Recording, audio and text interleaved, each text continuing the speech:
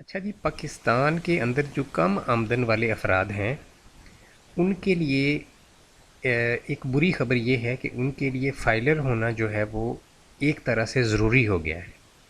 ठीक है, आप पूछेंगे कि वो किस तरह से। वो इस वजह से कि जब ये कम आमदन वाले अफराद अपनी कोई भी प्रॉपर्टी बेचते हैं तो 7E का जो नया टैक्स लगाया गया है, ये टैक्स जो है ये नॉन फाइलर अगर कोई बंदा रहता है कुछ सालों के लिए तो उसके ऊपर 1% सालाना के हिसाब से ये टैक्स लग जाता है, जो कि बहुत ज़्यादा रकम भी बन जाती है। ठीक है, तो इसकी मैं एक एग्ज़ाम्पल आपके साथ शेयर करता हूँ कि एक बंदा है जो कि 2022 में ये बंदा नॉन फाइलर था और इसके पास एक ही सिंगल प्रॉपर्टी है 2022 में, जिसकी फेयर मार्केट वैल्यू हम ले लेते हैं कि 1 करोड़ रुपया है। अब ये जो प्रॉपर्टी है ये घर की शक्ल में या प्लॉट की शक्ल में या कोई और दुकान या कोई, ठीक है, जो है कोई फ्लैट, कोई छोटा मोटा बिल्डिंग इन्होंने बनाई हुई है, तो ये मल्टीपल चीज़ें हो सकती हैं। तो ये जो एक ही प्रॉपर्टी इस बंदे के नाम पे 2022 में है। अब 2026 में ये बंदा इस प्रॉपर्टी को जब बेचने जाएगा तो चाहे ये बंदा फाइलर हो जाए 2026 में या फाइलर ना हो, दोनों सूरतों में पिछले जो 4 साल हैं 2022 से 26 जो ये नॉन फाइलर रहा है, उसकी वजह से 7E का टैक्स जो है 1% फेयर मार्केट वैल्यू का सालाना इसके ऊपर लागू होगा। तो अब 1 करोड़ चूँकि फेयर मार्केट वैल्यू हमने रखी है, या जो FBR के डॉक्यूमेंट्स हैं उनमें 1 करोड़ अगर वैल्यू है मिसाल के तौर पे, तो फिर ये 1 लाख रुपए सालाना तक बन जाएगा और 4 सालों का 4 लाख बन जाएगा।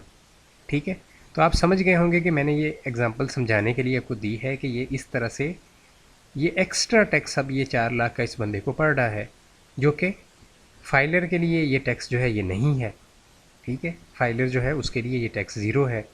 तो फाइलर की मिसाल भी आपको बता देता हूँ कि ये सेम बंदा अगर 2022 में फाइलर है, ठीक है, 2022 में सेम बंदा फाइलर है, तो ये जो 1 करोड़ की फेयर मार्केट वैल्यू की प्रॉपर्टी है इसकी एग्जम्पशन क्लेम कर देगा अपने रिटर्न के अंदर और 7E से वैसे ही बच जाएगा, क्योंकि जो फाइलर होता है इसके लिए 2.5 करोड़ तक फेयर मार्केट वैल्यू की जो प्रॉपर्टीज़ हैं वो उनकी माफ़ी है 7E की।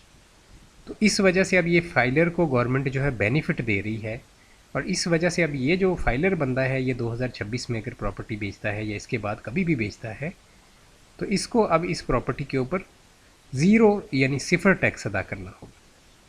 तो ये काफ़ी वाज़े मैंने डिफरेंस एक मिसाल के साथ आपको बता दिया है कि अगर कम आमदनी वाला तबका जो है वो रिटर्न फाइल नहीं करता तो उनको काफ़ी ज़्यादा जो टैक्स है वो 7E की मद में देना पड़ता है। ठीक है, और सिर्फ इस वजह से कि उन जिन सालों में वो नॉन फाइलर रहे हैं उनका 1% सालाना 7E का टैक्स जायदाद पे होता है।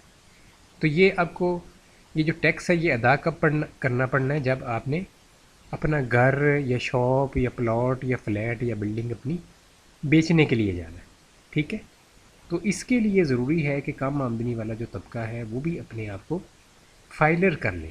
ठीक है, ताकि कल कला ये हो सकता है कि आप अपनी प्रॉपर्टी जो है उसको बेच के कोई और चीज़ लेना चाहें। ये एक फ़ितरी अमल है।